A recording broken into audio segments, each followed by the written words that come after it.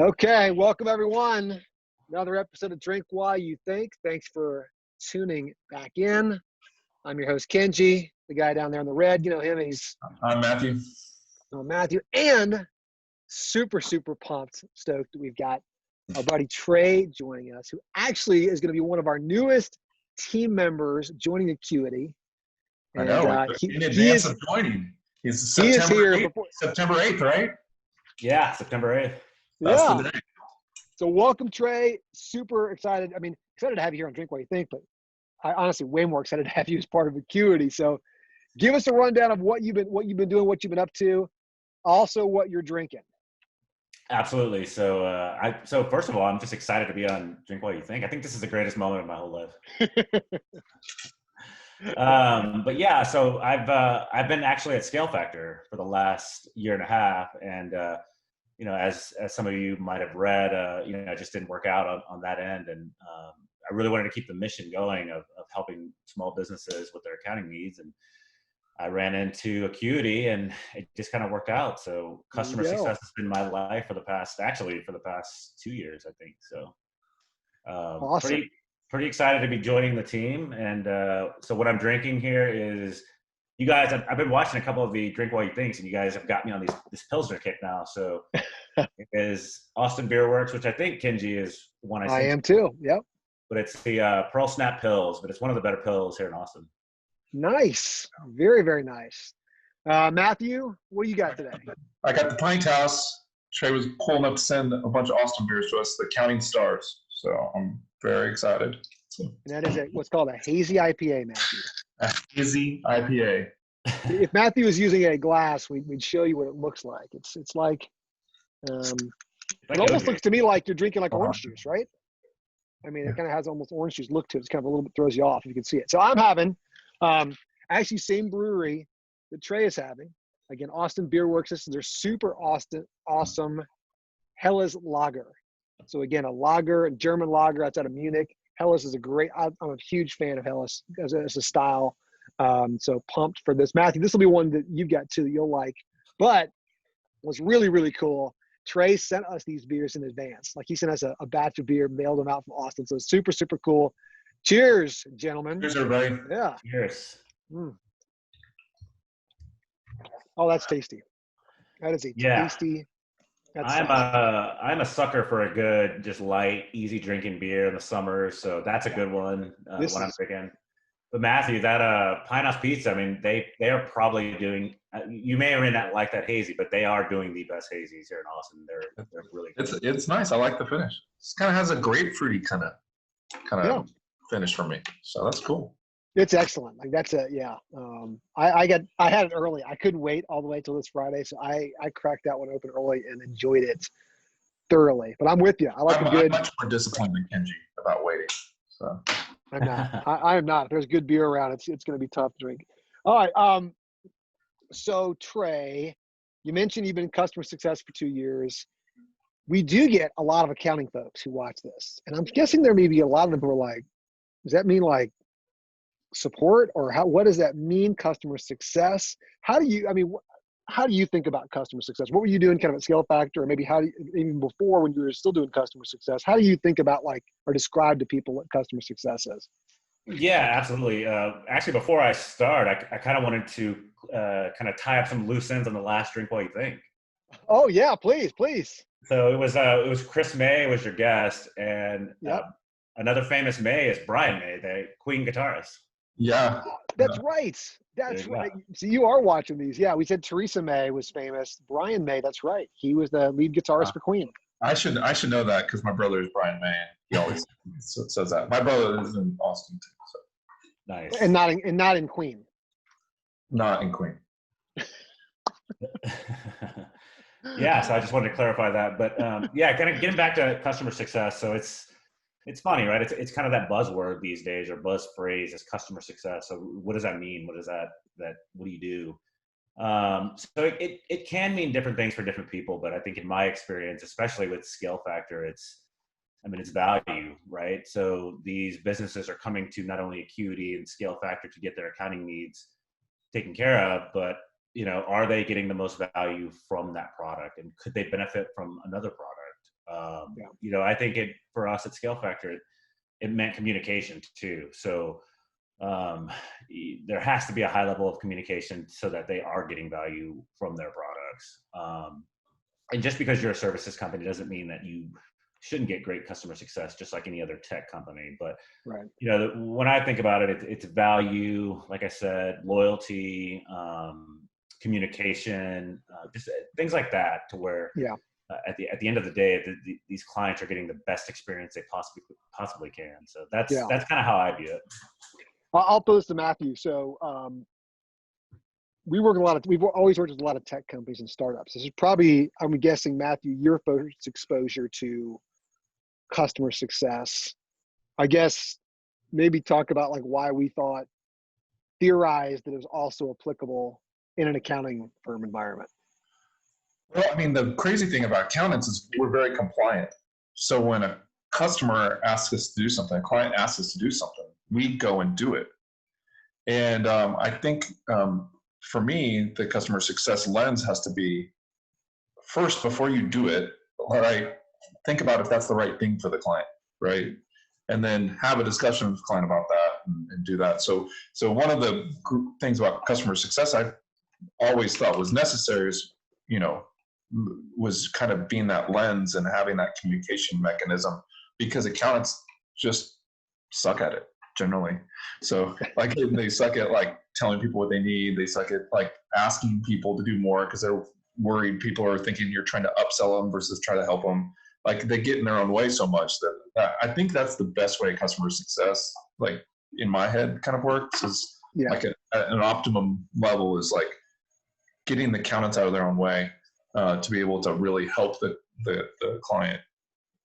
So. Yeah, I've thought of it like in a simple way, I guess, of where if you've got anything you're selling that is on a subscription or is truly recurring in nature, you almost need to have a customer, and it should be mandatory, I think, to have a customer success function. You need something that is going to stay and live alongside the client, like Trey, you mentioned, to make sure they're getting value out of it, right? They're committing to a long-term payment arrangement with you. And so making sure that you're providing value through that time frame, because otherwise, very rarely do we see things like, well, not very rarely, but it's less and less that we see annual contracts. Like it's more the norm these days of month to month. So to keep them coming back, some team has got to keep reminding them of the value, even just beyond of what they're using there today. So I think that as I've advised other startups, I'm like, I know that the mentality is you get that sales team going first, and you probably do to some extent, but like you also probably shouldn't wait too long after to have customer success in there too. Like you need that retention mechanism running alongside of sales. Otherwise you can get into kind of a funky space. I'll be very curious to see if more and more accounting firms, especially those who, I think there's a trend toward more people going to more recurring or subscription-based models, just because customers are demanding that. That's the way that people like to buy things these days, right? Yeah. So I think we could see more of that, and hopefully more accounting firms. I don't know too many other accounting firms that do it. I think obviously you guys, ScaleFactor, we're doing Acuity. I think folks like Bench and Pilot, and probably a few others that do it. I think some of those that truly come out of more of a Silicon Valley startup mindset, and then there's a few other weirdos like us at Acuity who try to rip things off. So. Yeah, and you asked me too, what's the difference between success and support? And in a lot of ways they do overlap, but the way I view customer success too is it's more consultative, it's more your like the main contact, your kind of shepherd throughout your customer journey. So what I found too is that these businesses, I mean, they're living, breathing organisms, especially the folks that Acuity handles and ScaleFactor. So I mean, as we all know, life happens. Things change, goals change. Maybe you're scaling now, and so if you don't have somebody that's looking out for you and can advise you on this ahead of time, and that's kind of what we were working on at ScaleFactor, is becoming more proactive. It's super important. So I suggest it for all clients.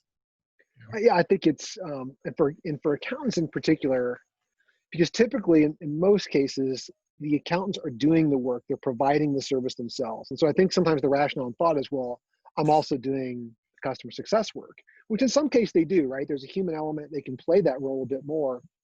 But we've experienced at Acuity to where we have wonderful team members who care about their clients a lot, but they're too kind of inundated with tactical work. They're trying to get some routines and processes done, which is difficult for anybody to step out of that and go, okay, am I shepherding, to your point, Trey, through the customer journey? How am I extending that customer journey, making sure there's value there? And I think that's, while all accountants want to do that, that's sometimes hard to do when you're trying to get financials out or you're trying to get a financial model done. It's just a lot of pieces, which is why I think we separate it out. So I don't think that, because I've heard accountants say that before, like, well, wait, I kind of do my own customer success. I think you can to an extent.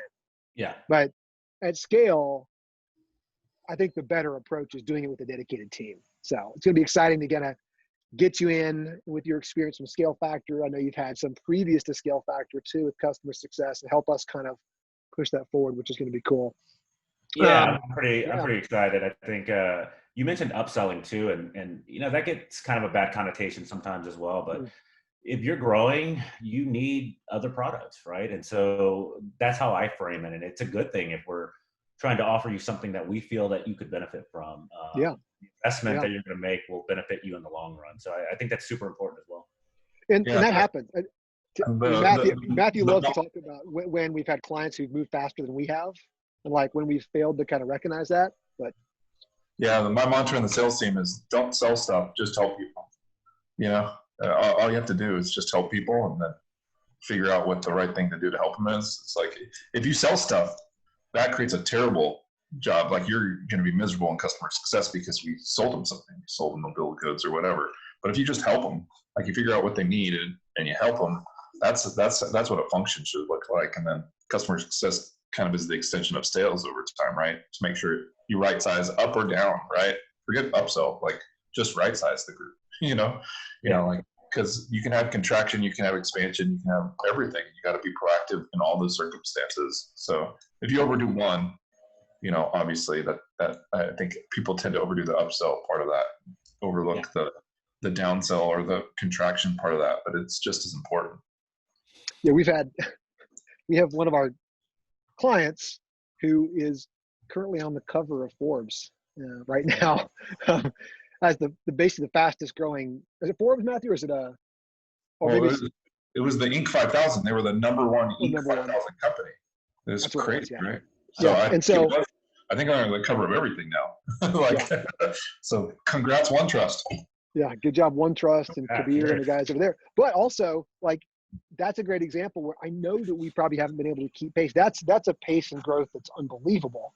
And we've struggled being able to offer services to scale that quickly. That's a hyper scale, right? But I think that's to your point, Trey, of like, now you shouldn't be waiting for the client all the time to ask for something. We should be thinking ahead for them proactively, like, hey, you're going to need this, right? That's kind of rocket ship kind of growth. But it's always tough when you see someone going that fast. You're like, oh my gosh, they're outpacing us by a long shot. And sometimes, they don't even know. They just say, well, we're ready to move on to some bigger organization because we didn't think you guys could handle it. And that was because we failed to kind of say, no, we can help you. We can help you. And so sometimes accountants miss that. We do too. So. Yeah. And I think something that's important to remember is you can have a process in place, but it's not going to be a one fit for everybody. So you got to get that core process down and then kind of tailor it to your clients. But ultimately it's just to understand their story and make sure that they have a good experience with you. So. Yeah, absolutely. All right, let's switch it up. So we mentioned to everybody that Trey was amazing in sending us all these beers and going back, and we were talking like he was going back and looking at Drink While You Think and looking at the beers and things that we were drinking. You sent us here the three sent us the two from Austin Beerworks, the one I'm drinking today, the Hellas, the one that Matthew's drinking, that Penthouse Counting Stars. And you also sent us the Zilker Nebulous Delusions.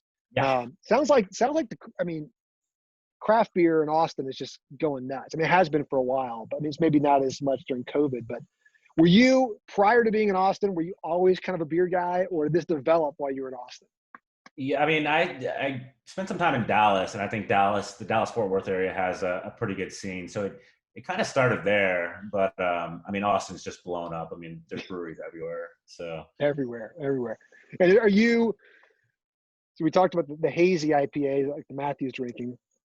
It's a huge craze right now. It's super popular on the hazies. Are you kind of like, yeah, a big fan of the hazies right now, or are you kind of hazied out, or where are you on the whole trend spectrum? yeah, I mean, I'm a hazy guy. I like the hazies. Yeah. Unfortunately, my wife is, always saying another hazy, but they're, with COVID and stuff, these breweries have pivoted, and so they're doing curbside and they're releasing beers every week. So, Wow. to my detriment, to my paycheck detriment, yeah, it's been a struggle. But yeah, I'm a hazy guy, but like I said, a nice, easy drinking Pilsner is good. But Yeah. Matthew, I'm a stout guy too. I mean, a nice bourbon barrel aged stout is, Oh man, that's tough to beat. Yeah, if it has a, God, man, I've kind of got a weakness for some of the chocolate ones. Like if it has a spicy chocolate, like that one we had at that brewery, like the Oaxaca, whatever one is. oh, that Monday night, yeah, that one, The yeah. chocolate or something. One of the last episodes we did before COVID was like I got a good stout in that was kind of like it had a Mexican chocolate kind of bent to it. It was awesome.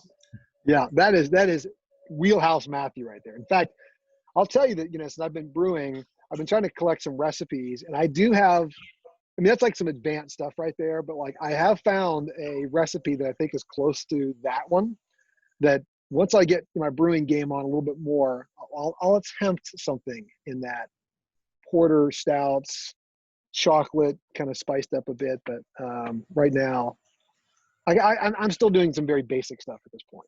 Well, I think we should turn it on Kenji. I have a question for you, Kenji. Okay. So I have it on good authority that you had an IPA bust. I totally did. Tell it what happened that caused you to dump out all of a whole batch of IPAs. A whole batch is 5 gallons. So 5 gallons. If you know what it felt like? It felt like, you ever see those pictures or videos back during the Prohibition, where guys are out like taking axes to barrels of liquor and stuff like that. That's what it felt like, right? I felt like I was just doing that. So what happened? Did you taste it to notice? Yeah, I taste it. I'll say, okay, the big thing is I've become like hypercritical of my own stuff. Like I love so many beers. If I find a funky beer, I want to try it. Even if it's not great, I'm just interested. Like my beer, I'm becoming really weirdly critical of, So, and then it is a process to go bottle it and do all that stuff and all those things, and then store it and deliver it. So I'm like, do I really want to use up these bottles and do all this stuff if I don't think it's good? And so I've been tasting it, and I'm like, man, I hope it gets better. And it's just like going down. And I had two major problems with it. The first is I thought I could get the fermentation temperature down to a certain point, which I needed to do.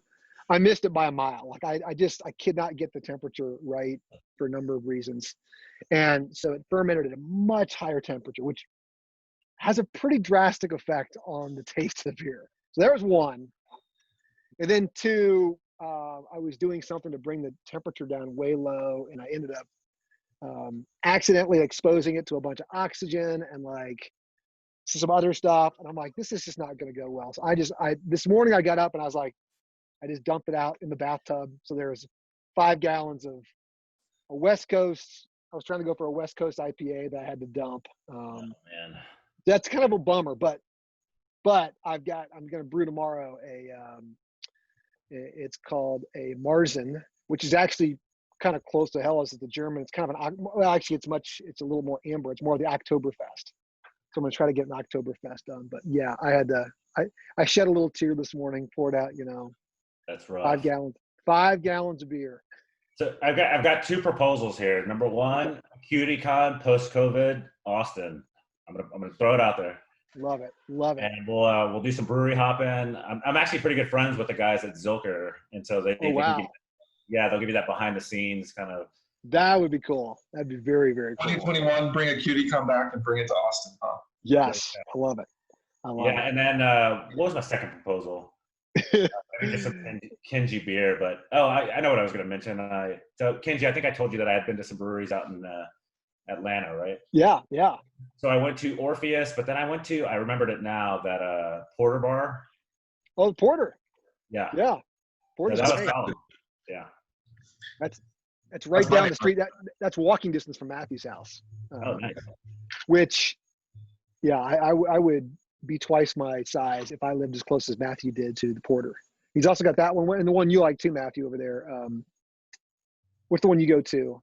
The other one, not the Wrecking Porter. Bar. Wrecking Bar. Wrecking Bar is really good too. Yeah, they have their own brewery there, so that's where I get my fill on craft brew there. Well, definitely, because you'll definitely be coming to Atlanta, Trey, when all this. But also the other one I think is just outstanding, is over a little bit further to the east of Matthew, over in Decatur, called the Brick Store Pub, and that one is just lights out amazing. It's been a number of years. It was voted as the best pub in the entire country. I mean, it's just I think it's we had some good pubs. Really good pub. So that one's fantastic. So it'd be good to kind of get out and do those. But I'll finish up with my last kind of touched on it kind of theme here is Austin, Texas. You're down in Austin. Matthew was there for a while, but like, why does everybody want to live in Austin? I mean, both you guys, like, what? I mean, everybody's just like, is the place, right? I hear it's getting so crowded and traffic, before COVID was like terrible, but like everybody was moving to Austin. Maybe Matthew, I'll go you first, right? Why did you even leave then? Well, I know why you left, but.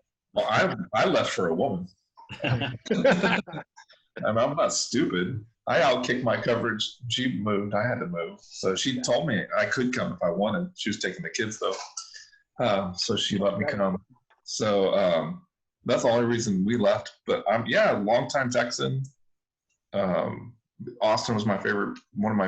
It's probably my favorite place to live. It was definitely home before Atlanta. So I saw the soft spot in my heart there, and it was my last place I went before COVID.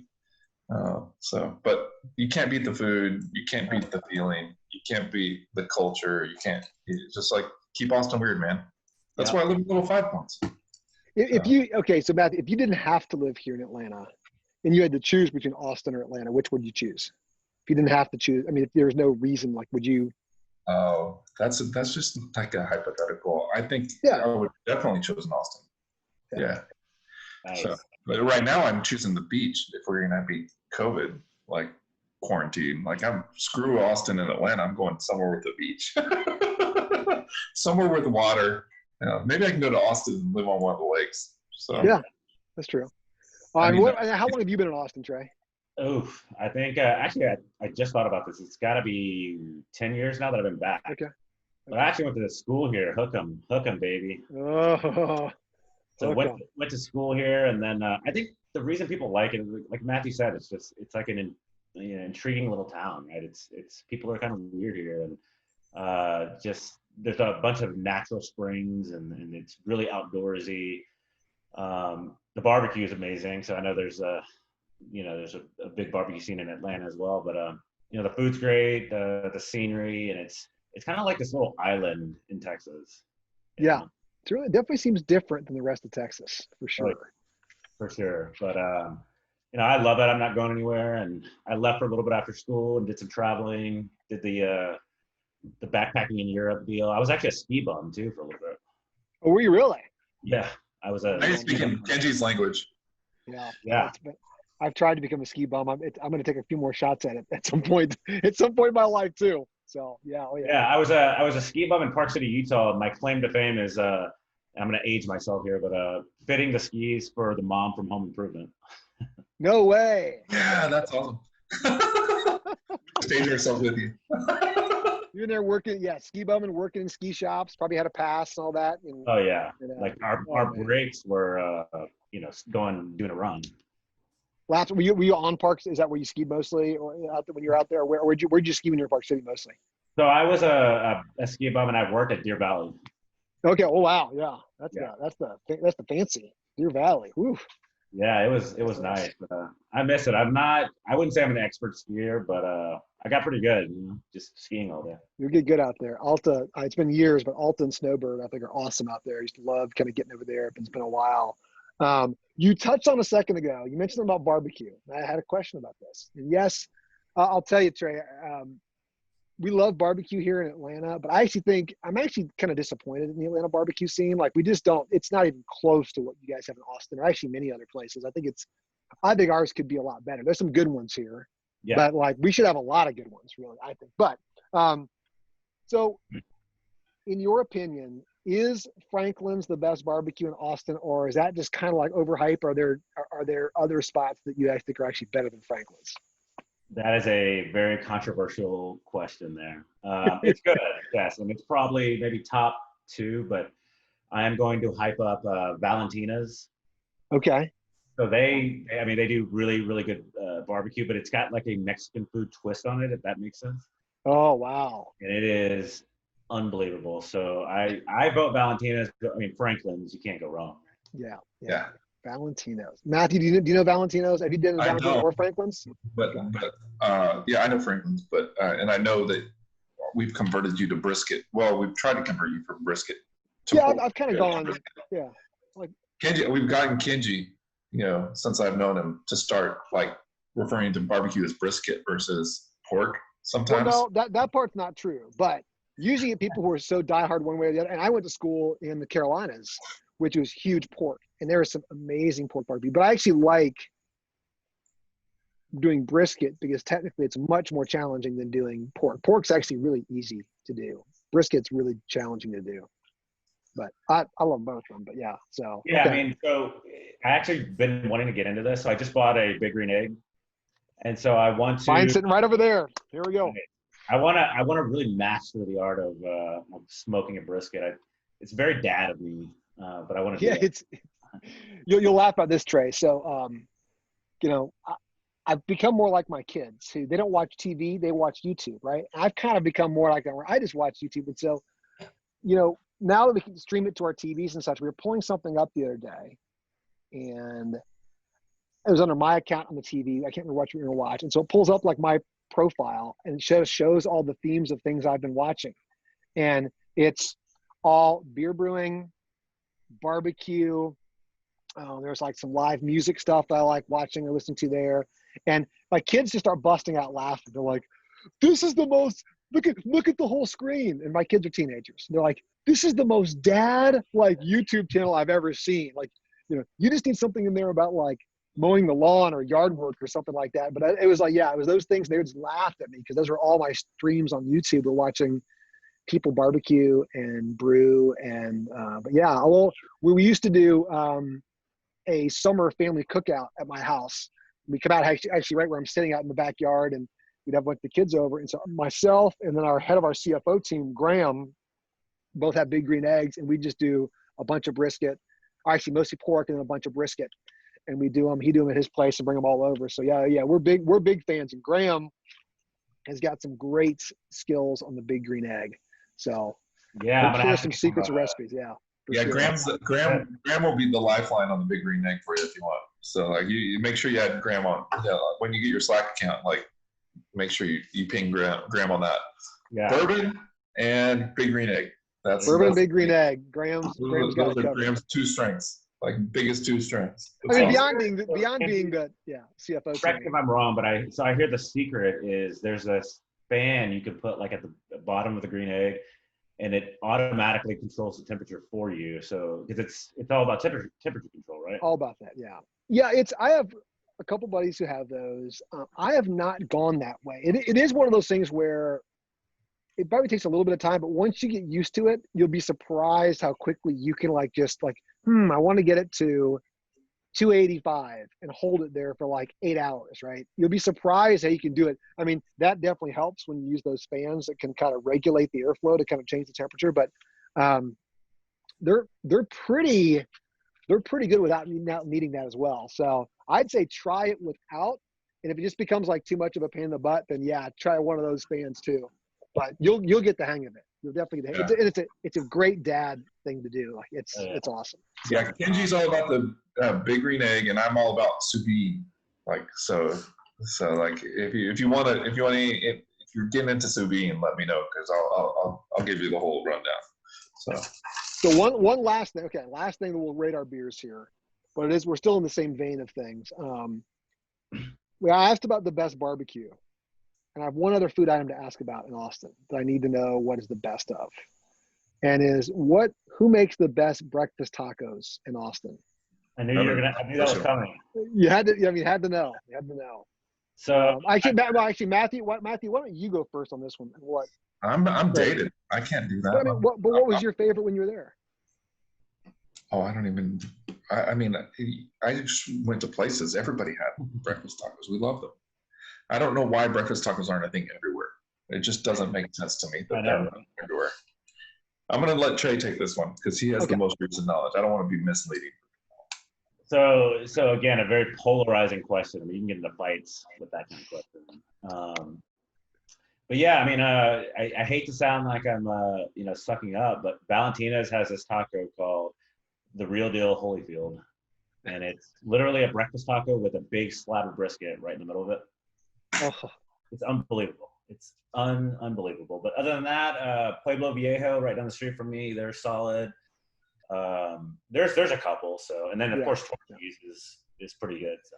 Torchy's! Oh my gosh, Matthew introduced me to Torchy's, and I've been, a fan. There's a rumor, and this is pre-COVID. There's a rumor that Torchy's was expanding outside, and we're going to get one here in Atlanta, which was just like, nice. Please come to Atlanta Torchy's. I hope that still happens. So there's been two kind of equally divergent moments in my life here in Atlanta with Texas eateries. So when I first came to Atlanta, the only thing here was a Taco Cabana. Okay, so I could go get my dozen tortillas and go get my queso whenever I had my fix. Well, they ended up selling that lot, and they moved the Taco Cabana, and I actually went on the website to see what's the next closest Taco Cabana. It's 500 miles away. Oof. So it was like my downtime. And then Chewy's came here. Nice. So I had a little bit of a comeback. It's still not the same, but there is rumor that Torchy's is coming here too. But I think I introduced you to Chewy's. You did. You didn't I? No, I don't know if I did because it was by our old office. I was going there, but I think you and I would go there all the time. You may have introduced me. I love Chewy's, but also, and then the other one, Matthew. Also coming. I know it's coming here to Georgia, which I'm very excited about. Is Buc-ee's. Oh, Buc-ee's is coming. Yeah. See, Buc-ee's wasn't a thing when I was in Texas. Like Buc-ee's post me. I've been here so long. So when we were in Texas last time, Kenji and I had kept hearing about Buc-ee's, so we hit my aunt who's from down near San Antonio was like obsessed with Buc-ee's, so so we went and Rudy's was there, right? Because gas station barbecue, that. I've been to Rudy's, yeah. But like breakfast tacos and everything in another like a gas station, man, Buc-ee's took it to another level. We had a very funny Buc-ee's experience when we were there last time. I told Matthew, we got to go stop at a Buc-ee's. We'll take a picture. My aunt would love this. And so we're driving from Houston to College Station, and we pull off at the very first Buc-ee's we see, and we kind of pull in, and it's pretty good size. We're like, okay, but we go inside now. What do we get, Matthew? We may have gotten like a kolache or something, or just something I don't know. And do you remember you asked the guy working there, or we asked him is this the size of all other Buc-ee's? And because we were kind of surprised it wasn't that big. It was pretty good size, but it was like in a convenience store. It was like a normal convenience store size, like a large convenience store size. And the cashier was like, "Well, the one that's a little bit further, up the road is like that one's a little bit bigger. It's like twice this size or something." He said. Yeah, we're like, oh, okay. So our first look at a Buc-ee's, Matthew and I were like, why is everybody going crazy on Buc-ee's? It's no big deal. So then we're driving, we're talking, we're on our way to College Station, and then Matthew goes, "Oh, there's the other Buc-ee's. I see the sign for it." I'm like, "Oh, do we really want to stop? Because it wasn't that big a deal." And then we're going, and he goes, "Dude, look how big it is. I'm like, we're stopping. So we pulled in there and we're like, it was 20 times the size of that other one, like a little bigger, like twice the size. Like it was 20 times the size. It was like a Costco. It was like a Costco-sized gas station. We were like, what is happening? And the unreal. guy was cutting fresh brisket and all this stuff. Like it was like we were blown away. I was like, oh my gosh. That's been my experience. I mean, it's a magical place. I love it. Yeah, it is. It's completely magical. So the fact that we've got Buc-ee's coming, hopefully Torchy's, things are looking on the up. If we can just get through COVID, should be good. So Nice. all right, now's the time. We're going to do our little beer ratings here. Let me pull it up. Here we go. Using Untapped, super cool with Chris May the other week, where he Actually knows the founders. The founders of Untapped. So Matthew, you're drinking again what is it? I'm drinking the Penthouse. Counting Stars. The Counting Stars. Yeah, that's right. Counting. I need the stars in there. There it is. Again, I know Matthew is an IPA, and this is not one that you're usually hugely into. But what do you give this one? I mean, I have to give it a 3.75. Like I gotta give it some props. Whoa, that's a good number for you on an IPA, Matthew. I really it like has that. a nice little. I do like kind of the fruit hint. It's kind of nice. I'm going to go to Austin Beerworks since both Trey and I are both drinking from Austin Beerworks. Oh, there's the Pearl Snap right there. So we'll do the Pearl Snap. We'll do Trey's here first. You said it sounded like a solid one. What are you giving the Pearl Snap? I mean, it's a staple of my summer, so I'm gonna go 4. Ooh, nice. That's All right. that's a solid. And I've got. Oops, hold on. Back it up. Let's see if I can get the Hellas. Oh boy, there's 290 beers. It could take a while. Maybe I should just. You could just type it in. I could. I'm gonna have to. They're good. I mean, Austin Beerworks does some really, really good stouts as well, Matthew. Next time you're down, we'll have to check it out. Oh, I will be down there. There it is. The Super Awesome. Was the super awesome? It was super awesome. This is like, Matthew, do you remember some of the beer terminology we were trying to teach you recently? You know what they were? You don't remember? Well, okay, you could say this is very, very sessionable beer, very crushable beer. This is a super crushable beer. Yeah, I'm gonna give it. That's a 4. Like that is a great. I can see Trey why this is a summertime. Like you do this one all the time. That is a solid beer. Thank you for sending those our way. These have been awesome. Yeah. Hey, you know what? I just remembered my second request. Oh yeah. Have you guys ever been to GABF? At the Great American Beer Fest? It's in. No, I have not. My brother goes every year because he lives out there right outside of Boulder, and he goes every year. Yeah. Have you been before? I haven't, but I know the guys from Zilker go, and they get there's just one big party that's for brewers only. But they're like, hey, whenever you guys come, we'll get you into that. And it's going to be amazing. That's Great American Beer Festival is that is up there on my I'll hydrate for a month. List, so that would be a great one. Yeah, my brother again goes every year since he lives out there. He does a lot of brewing too. Got me into it. So he's like, you got to come out there at some point. So that would be okay. We'll have our next big a pre-con. We'll have a pre-con at Great American Beer Fest. We'll have a Acuity con in Austin. And we're good to go. So. Well, hopefully the Zero Cons or the Gusto maybe throw something, or maybe in Denver that we can just hit it with. That would be great. That would be fantastic. So, for those. Yeah. We're excited, Trey. Super, super pumped for you joining us. I know that today's a little bit of a funky day. I think it's the last day. I think today's the day that things are shutting down at ScaleFactor, if that's right. So, yeah. Maybe even we're supposed to kind of pour out a little bit, for all of our homies at ScaleFactor. Truly, I mean, it's just we're happy that you get to come over and kind of continue the mission with us for sure. Very excited about that. So, and again, these beers were killer. So thank you much for sending those our way. But don't forget, everyone, please subscribe. Come on, check us out. Jump on, hit the button. Follow Matthew's fingers wherever he's pointing, and maybe we'll figure out where to put the subscribe button. But we appreciate everybody being on. Appreciate Trey, you being here. Cheers, everyone. Thanks. Cheers.